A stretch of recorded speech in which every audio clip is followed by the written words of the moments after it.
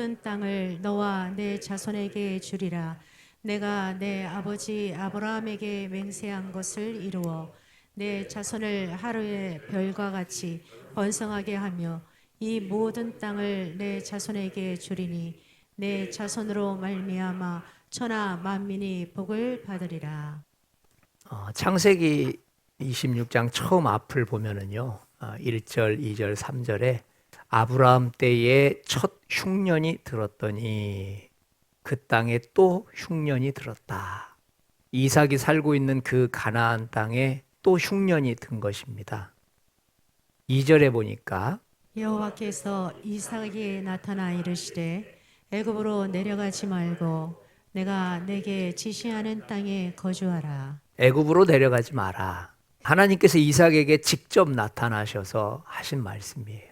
그래서 이삭은 하나님 말씀에 그대로 순종을 해서 애굽으로 내려가지 않았습니다. 3절에 보니까 네가 이 땅에 거류하게 되면 내가 너와 함께 있어서 너에게 복을 주고 내가 이 모든 땅을 너와 내 자손에게 주리라. 애굽에 내려가지 않고 내 말에 순종을 한다면 내가 너에게 이런 복을 주겠다라고 축복의 말씀을 주셨습니다. 그런데 실제 애굽에 내려가지 않고 순종하면서 살았습니다. 그런데 어떤 일들이 기다리고 있느냐? 아비멜렉이 이삭에게 이르되 내가 우리보다 크게 강성한즉 우리를 떠나라. 네가 우리보다 크게 강성했으니 부유해졌으니 땅을 떠나라. 그러니까 말씀은 분명히 축복을 주신다고 말씀하셨는데 실제 생활을 가만히 보니까 그렇지가 못해요. 아니 지금 그랄이라고 하는 땅에 어렵게 찾아왔는데 이제 하나님께서 막 100배의 축복을 주셔가지고 그 해에 100배의 결실을 거뒀다고 했거든요. 그런데 그 결실을 놔두고 우리 고향 땅에서 그랄에서 나가라는 거예요. 이거 얼마나 여러분 비참한 일입니까? 이삿짐 싸는 게 그게 쉬운 거 아니거든요. 지금 여기까지 순종하면서 찾아온 거 아니겠어요. 그리고 20절도 보니까 가는 곳마다 우물을 파면 우물이 펑펑 쏟아져 나오는 거예요. 그런데 그때마다 20절에 이런 다툼이 생기는 겁니다. 그랄 목자들이 이삭의 목자와 다투어 이르되 이 물은 우리의 것이라 하매 이 물 우리 것이다. 니네 못 가져간다. 하나님이 복 주셔서 축복을 받아서 이제 좀 먹고 살만하다 싶었더니 너 여기서 이사 가라. 여기는 니네가 있을 곳이 아니다. 그리고 이제 갈증을 풀기 위해서 식순환을 해결해서 가는 곳마다 물길을 열고 우물을 팠더니 이거 우리 거니까 두고 가라. 잘 되는가 싶을 때마다 그랄 왕이 와서 방해하고 그랄 목자들이 와서 방해를 합니다. 이들이 했던 말이 전혀 틀린 말이 아니에요. 왜냐하면 자기 땅이고 또 자기 지역이었기 때문에 이삭은 외지에서 온 사람 아닙니까? 블레셋 땅인 그랄 땅은 가나안 땅의 일부입니다. 그 아버지 아브라함에게 약속하셨던 축복의 장소지요. 이삭은 지금 하나님의 말씀을 붙들고 이제 애굽으로 내려가지 않고 바로 이 블레셋 땅인 이 그랄 땅에 지금 머물러 있는 것입니다. 그런데 왜 이렇게 불미스러운 일이 계속 일어나는 겁니까? 순종했는데요. 하나님 뜻대로 가고 있는데요. 왜 뭐든지 다 앞길이 막히느냐는 거죠. 오늘 살펴볼 내용이에요. 기근이 들어서 애굽으로 내려가려던 이삭을 하나님 말씀에 그대로 순종을 해서 그랄 땅에 거주했지요. 그런데 복을 주시겠다던 하나님 약속은 어디로 가고 계속해서 쫓겨난 일만 있고 싸울 일만 있냐는 것이죠. 금방 읽었던 우리 1, 2절 말씀들을 가만히 한번 보면은요. 2절에 보니까 애굽으로 내려가지 말고 이런 표현을 하나님이 쓰세요. 그러니까 이 표현으로 봐서 우리는 한 가지를 알 수가 있어요. 지금 이삭은 애굽으로 내려가려는 결정을 했다 안 했다? 한 거예요. 왜냐? 이 애굽이라고 하는 나라는 대단한 나라거든요. 애굽 하면 생각나는 게 뭐죠? 나일강 아닙니까? 그러니까 이 애굽의 나일강은 물이 항상 차고 넘쳤기 때문에 기근이 들었을 때 두 가지 때문에 사실 사람이 힘든 거거든요. 첫 번째는 물입니다. 이 먹을 물을 구할 방법이 없어요. 기근이니까. 그리고 두 번째는요, 바로 식량이에요. 그런데 이 식량도 농사 지어야 되는데 물이 있어야 되거든요. 그래서 많은 사람들은 성경에 보면은 창세기 12장에 보면은 이삭의 아버지 아브라함이 흉년이 들었을 때 가장 먼저 어디로 가십니까? 애굽으로 가버립니다. 하나님한테 기도 한번 해보지 않고 당연하다는 듯이 애굽으로 가버려요. 그리고 42장 쪽에 가보니까 이제 이삭의 아들이죠. 야곱이 가나안 땅에 기근이 되니까 그 곡식을 얻기 위해서 애굽으로 가라고 자식들을 그쪽으로 보냅니다. 이런 배경 속에서 이제 이삭도 당연히 애굽으로 내려가려고 결정을 하고 있었죠. 근데 하나님이 딱 나타나셔서 너는 애굽으로 내려가지 말고 내가 너에게 지시한 땅 거기에 머물러 있어라. 우리 이제 지금부터 한번 몇 절을 볼 텐데요. 이삭이 하나님 약속 믿고 순종하면서 갔던 그 땅에서 얼마나 처참한 일들을 많이 당하는지 한번 그걸 보려고 해요. 우리 7절 말씀인데 그곳 사람들이 그의 아내에 대하여 물으매 그가 말하기를 그는 내 누이라 하였으니 그곳 백성이 리브가로 말미암아 자기를 죽일까 하여 두려워함이었더라. 이삭이 그랄 땅에 도착을 했을 때 같은 남자로서 이삭은 굉장히 두려웠어요. 모두가 낯선 사내들이니까. 그리고 자기 아내가 너무 이쁘다 보니까 자기 아내를 빼앗기 위해서 자기를 죽일 거라고 하는 두려움이 계속 와 있어요. 그래서 이삭이 첫 번째 그랄 땅에 오자마자 한 게 뭐냐면 거짓말이에요. 내 누이다 라고 자기 아내를 속여버립니다. 그곳 백성들에게 죽을까 봐서 시작했던 거짓말이었죠. 얼마나 남자로서 자존심이 상하고 체면 구겨지는 일이에요. 아내 얼굴 볼 때마다 계속 그 생각 날 거 아닙니까? 아내가 보는 앞에서 거짓말을 했으니까. 자기 아내를 누이라고 했으니 이게 남자 체면이 보통이 아니죠. 얼마나 우스꽝스러운 상황이냐고요. 12절 13절에 이렇게 나와요. 이삭이 그 땅에서 농사하여 그 해에 100배나 얻었고 여호와께서 복을 주심으로 창대하고 왕성하여 마침내 거부가 되어지고 14절 읽어볼까요? 양과 소와 떼를 이루고 종이 심히 많으므로 블레셋 사람이 그를 시기하여 블레셋 사람이 그를 시기했어요. 그 해에 얼마나 큰 축복을 받았는지 좋은 소리는 여기 다 있어요. 100배나 얻었고 복을 받았고 창대하고 거부가 되었고 왕성하고 양과 소떼를 이루었고 종이 심히 많았다. 좋은 얘기는 다 여기에 있어요. 그게 그랄 땅에 도착하자마자 첫 번째 해에 하나님이 주신 축복이에요. 근데 가만히 이걸 보고 있으니까 그랄 왕이 그를 시기했어요. 이 시기했다는 말을 통해서 우리는 무엇을 유추해 볼 수 있냐면 종이 심히 많았더라 그랬거든요. 근데 그 종 중에 대부분의 사람들은 블레셋 사람들이었을 거라는 거예요. 왜냐하면 종들을 다 데리고 가지 못했을 테니까. 그런데 그 블레셋 사람들이 이삭을 바라볼 때 했던 말들이 있어요. 이상하게 블레셋의 주인들은 권위적이고 자기들을 함부로 대하는데 이 이삭이라고 하는 이 주인은 이상하게 종인데도 인격적으로 대해주고 또 성품적으로 계속해서 우리를 따뜻하게 대해주더라는 것이죠. 그래서 종들 사이에서 계속 주인을 칭찬하는 그런 메시지들이 나왔을 거예요. 그러니까 그 얘기를 듣고 블레셋 사람들 남성들이 시기가 난 겁니다. 외지에서 들어온 놈이 어떻게 이렇게 칭찬을 받고 또 거부가 되고 좋은 일들이 많이 생기느냐는 것이죠. 그래서 아마 이것 때문에 시기가 일어났어요. 이삭을 힘들게 만들다는 계획을 짜서 15절에 보니까 이삭의 아버지 아브라함 때 팠던 우물들을 다 어떻게 해버렸어요? 다 흙으로 메워버렸어요. 그 아까운 우물을 다 메워버렸어요. 왜 아브라함의 우물을 다 메웠을까요? 작게는 아버지에 대한 모욕이거든요. 어디서 외지에서 온 네가 이 블레셋 땅에서 주인 노릇을 하느냐? 그것뿐만이 아니죠. 이 메웠다라고 하는 것은 너는 이제 여기서 물 먹고 못 산다는 거죠. 그래서 다른 데로 가라는 거예요.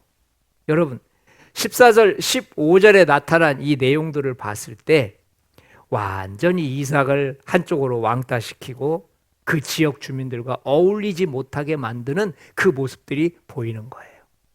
또 이것만 있었느냐? 16절 한번 같이 읽어봐요. 아비멜렉이 이삭에게 이르되 내가 우리보다 크게 강성한즉 우리를 떠나라. 네가 우리보다 크게 부자가 됐으니까 어떻게 하라? 우리를 떠나라. 제가 어제 이 말씀을 이렇게 묵상하면서요. 아무리 초라한 재산을 가지고 있어도 100배의 축복을 받았다라고 하는 것은 이거 여간 대단한 일이 아니거든요. 그런데 그 지역을 떠나라는 거예요. 이 말은 네가 받은 복을 다 남겨놓고 가란 얘기거든요. 그걸 어떻게 다 가지고 가냐고요. 그러니까 결국 땅도 자기 것이 아니죠. 집도 자기 것이 아니죠. 창고도 자기 것이 하나도 없어요. 그래서 이삭은 또 모든 걸 포기하고 아무 말 없이 힘이 없으니까 또 다음 장소로 갑니다. 약속의 말씀 하나 믿고 여기까지 왔잖아요. 그 말씀 순종하면서 여기까지 왔잖아요. 근데 거지가 돼서 또 다음 장소로 옮기는 거예요.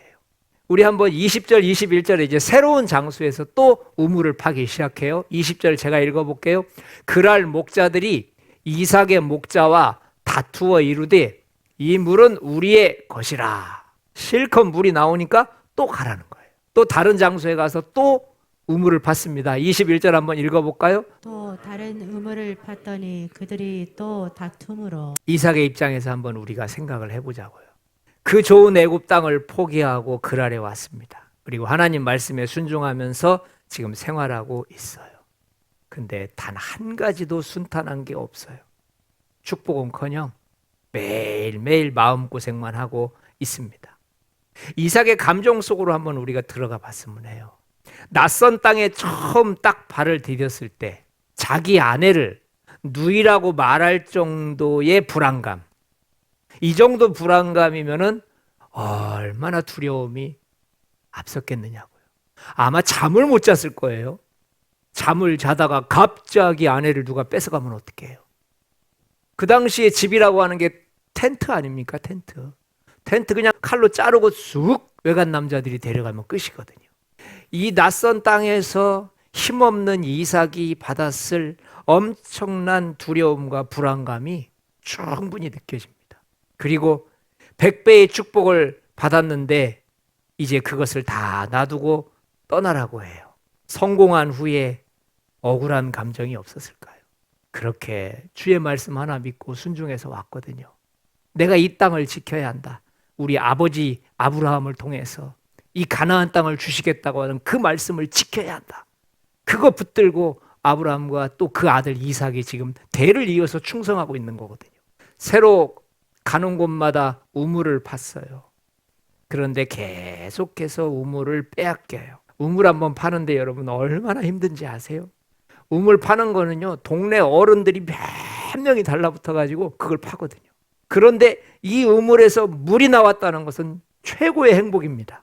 그런데 그걸 놔두고 한 번도 아니고 두 번도 아니고 세 번도 아니고 계속해서 쫓겨다니는 거예요. 어떤 마음이 들겠어요? 피로감이 보통이 아니었을 거예요. 이삭이 떠나달라고 그랄 왕이 딱 얘기했을 때 너는 여기서 더 이상 살 수가 없다. 떠나라. 그때 느꼈을 이삭의 배신감 그리고 배척당하는 마음을 한번 생각을 해보세요. 사람이 공동체에 함께하지 못한다라고 하는 것은 또 다른 비극이거든요. 그러니까 지금 이삭과 가족들 외에는 어느 누구도 이삭의 마음을 위로해 줄 사람도 없고 이삭에게 친구하자고 달려오는 사람도 없어요. 어떻게 이럴 수 있을까요? 어떻게 이렇게 하나님 뜻대로 살려고 하는 이삭에게 이런 피치 못할 일들이 생기냐는 것이죠. 이제 우리는 두 가지를 한번 생각해 보려고 해요. 처음에는 하나님께서는 기근이 심한데도 불구하고 왜 애굽으로 내려가지 말라고 하셨을까? 이거예요. 그리고 두 번째는 말씀대로 순종을 하는 이삭에게 그럼 고난은 계속 오는 것인가? 우리는 끝도 없는 고난만 당하다가 끝나는 것인가? 이 두 부분을 한번 살펴보려고 해요. 우리 3절, 4절 한번 읽어봅시다. 이 땅에 거류하면 내가 너와 함께 있어 내게 복을 주고 내가 이 모든 땅을 너와 내 자손에게 주리라. 내 자손을 하늘의 별과 같이 번성하게 하며 이 모든 땅을 내 자손에게 주리니 내 자손으로 말미암아 천하 만민이 복을 받으리라. 기근이 심한데도 불구하고 애굽 땅에 내려가지 않고 가나안 땅인 이 블레셋 땅에 머무르라고 했었던 이유는 그 장소를 떠나지 않을 때 비로소 하나님의 약속의 말씀이 이루어지기 때문인 줄 믿습니다. 이 땅에 거류하면 너에게 복을 주고 내가 이 모든 땅을 너의 자손에게 주리라. 가뭄이 들면 애굽으로 내려가야 하고 가뭄이 들면 당연히 물이 있는 곳으로 양식이 있는 곳으로 내려가야 합니다. 사실 순리대로 한다면 가뭄 들었으니까 애굽으로 가는 게 맞습니다. 그런데도 하나님께서는 약속하신 그 땅을 떠나지 않을 때 그 땅을 통해서 하나님의 약속을 이루게 해 주신다고 말씀을 해 주시는 거예요. 이삭이 가나안 땅을 떠나지 않고 블레셋 사람들의 모진 핍박을 받았던 것은 블레셋 땅이 비옥하거나 풍요로웠기 때문이 아닙니다. 이삭이 여전히 핍박을 받았던 것은 바로 그 땅이 하나님의 언약의 장소였고 바로 그 땅이 하나님을 통해 받을 땅이었기 때문인 줄 믿습니다. 비록 그 땅이 낯선 땅이라 할지라도 아내를 누이라고 속이는 부끄러운 장소라 할지라도 이삭은 그 땅을 지켜야 했습니다. 비록 그 땅에서 축복을 받았음에도 시기함으로 무시당하는 비통한 장소라 할지라도 그리고 그 땅에서 매일 다투고 싸우는 피곤하고 좌절하게 만드는 장소라 할지라도 이삭은 그 땅을 지키고 있어야만 했습니다. 비록 그 땅에서 100배의 축복을 받았음에도 배척당하고 쫓겨가는 장소라 할지라도 이삭은 그 땅을 지켜야 했습니다. 하나님은 그 땅을 떠나지 않을 때 약속의 말씀을 이루신다는 것을 믿으시기 바랍니다. 이런 질문을 한번 해봐요. 그럼 이삭의 고난은 계속될 것인가? 언제까지 이렇게 이삭은 약속의 말씀 하나 붙들고 살아야 되는 것인가? 우리 한번 6절과 23절인데요. 아주 중요한 단어입니다. 이삭이 그랄에 거주하였더니 이삭이 거기서부터 브엘세바로 올라갔더니 6절에서는 이삭이 어느 땅에 있었냐면 그랄이라고 하는 땅에 있었습니다. 그리고 23절에서는 브엘세바로 올라왔어요. 이 두 말씀을 여기에 적은 이유는 그랄에 있었을 때 하나님께서 찾아오셔서 이삭에게 말씀을 주십니다. 그리고 23절에 브엘세바로 옮겼는데 또 말씀을 주십니다. 그랄에 있었을 때 하나님이 4절과 5절에서 내 자손을 하늘의 별과 같이 번성하게 하고 내 자손으로 말미암아 천하 만민이 복을 받으리라. 아브라함이 내 말을 순종하고 명령과 내 계명과 내 율례와 내 법도를 지켰음이니라 라고 말씀을 주시는데 또 똑같은 말씀을 브엘세바에서 또 주십니다. 그 밤에 여호와께서 나는 내 아버지 아브라함의 하나님이니 두려워하지 말라. 내 종 아브라함을 위하여 내가 너와 함께 있어 내게 복을 주어 내 자손이 번성하게 하리라 하신지라. 좀 이상하지 않습니까? 4절과 5절에서 했던 말씀과 24절에서 하는 말씀이 사실 똑같잖아요. 그런데 이런 질문이 생겨요. 왜 똑같은 말을 두 번 하지? 이게 우리가 생각을 해봐야 될 거예요. 동일한 말씀인데 사실은 전혀 다른 상황에서 주신 말씀이에요. 과학으로 말한다면 여러분 과학에 이런 단어가 있습니다. 임계점이라는 단어가 있어요. 임계점이라고 하는 말은 무슨 말이냐면은 어떤 시스템이나 물질의 특성이 그 임계점을 지나면서 갑자기 변하는 것을 말해요. 그러니까 순리대로 가던 것들이 어떤 특정한 임계점을 지나는 순간 전혀 다른 형태나 모양으로 바뀌어버립니다. 오늘 여기서 말하고 있는 그랄에서 받았던 말씀과 브엘세바에서 받았던 말씀은 동일한 말씀인데도 불구하고 그 임계점이 전혀 다릅니다. 동일한 말씀이 두 번 반복되는 것 같지만 실제는 전혀 다른 환경에서 하시는 말씀이에요. 왜 같은 말을 두 번 하셨을까요? 왜 동일한 상황인데, 동일한 말씀인데 상황이 전혀 다른 곳에서 하셨을까요?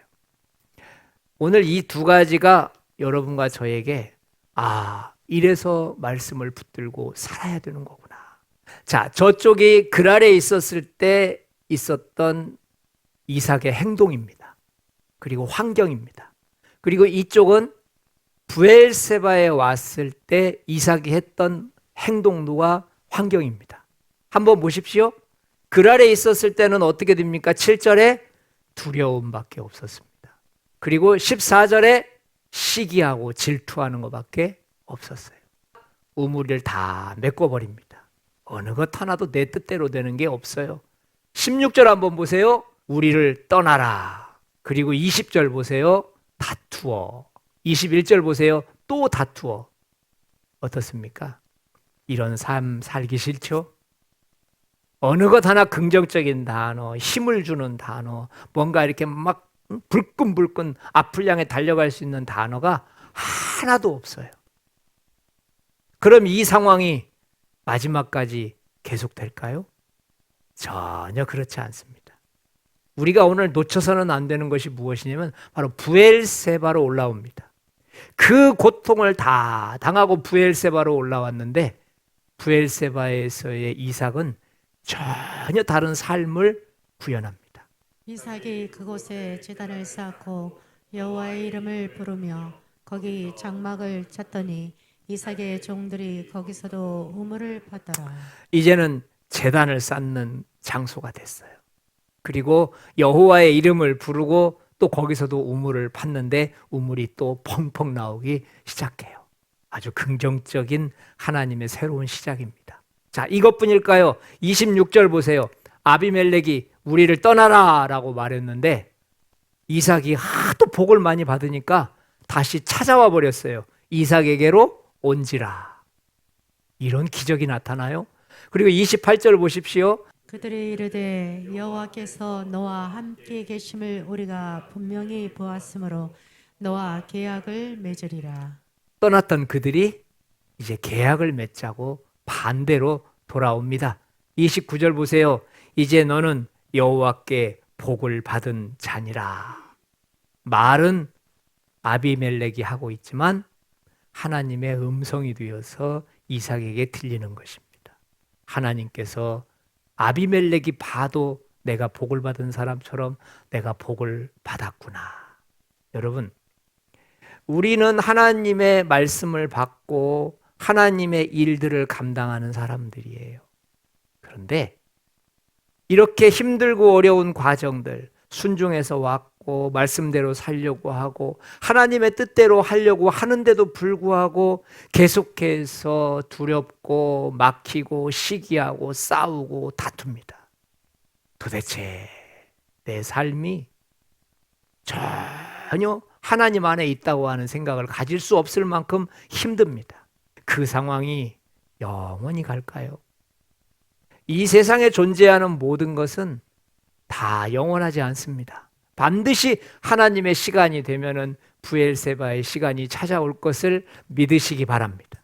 우리는 어려움을 당하고 힘든 일을 당할 때 매 순간마다 이 고난이 영원히 갈 것처럼 생각해요. 왜냐? 말씀을 놓칠 때 그런 증상들이 나타나요.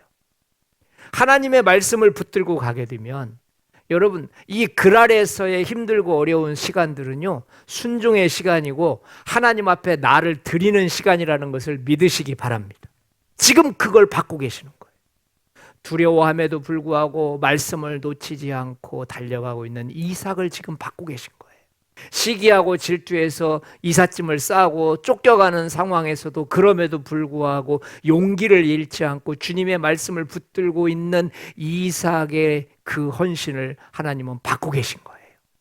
매일같이 우물을 팔 때마다 싸우고 분쟁하고 그럼에도 불구하고 장소를 옮길 때마다 새로운 소망을 가지고 하나님이 보내셨으니 새 일이 시작될 것이다. 하나님이 보내셨으니 우물을 파면 샘물이 날 것이다 라고 말씀을 붙들고 살아가는 그 이삭의 신앙을 이 환경 속에서 하나님은 다 받고 계시다는 것을 믿으시기 바랍니다.